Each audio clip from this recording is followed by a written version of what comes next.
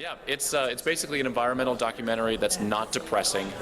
My friend Ben and I traveled with his wife through all 50 United States in 1 year, looking at environmental sustainability all throughout the country and really exploring it and trying to share it in a light that we felt it deserves, instead of often the light of confusion or mystique or misunderstanding that the mainstream media tends to bring to a lot of these projects. These ideas are ready, they're now, and they're so inspiring when you actually get out there and meet the people involved with them. At the beginning of each state, we had too much to film, but by the end of it, we had 100 times more things that we wanted to film than we had time for. Then we have to run to the next state to stay on schedule. So there's just infinite things happening, and thousands, if not millions, of people working on these ideas.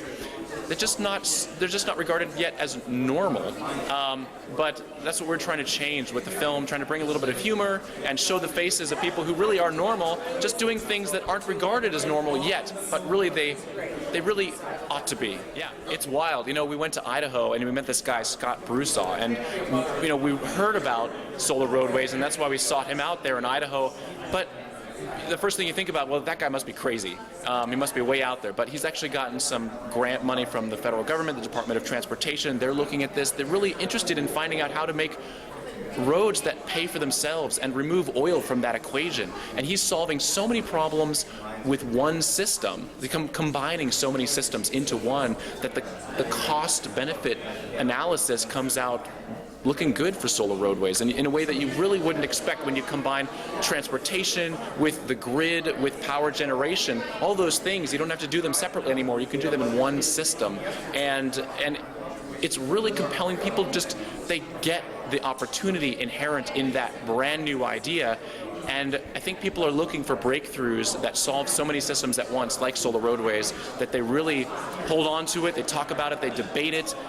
And we don't know if solar roadways is going to be the thing that transforms our world, but we do know that the idea of it transforms people's idea of what's possible. Well, when I started the film project with Ben, we were looking for ways to save money, and my sister said, "Mark, you can move to Pittsburgh and live with me while you work on your film project." And so we were able to divert our rent money into the film and basically invest it there, thanks to my gracious host, my sister. And Ben actually was a performer at the City Theater in Pittsburgh for several different shows over the last decade or so, and as an actor. And so we both had a wonderful Pittsburgh connection, and that's actually where we started the road trip from and ended at the Rachel Carson homestead.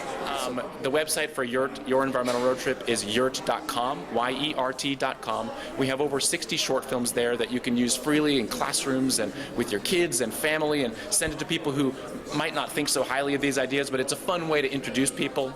You can also purchase the feature film of our DVD online at YERT.com. And not forget what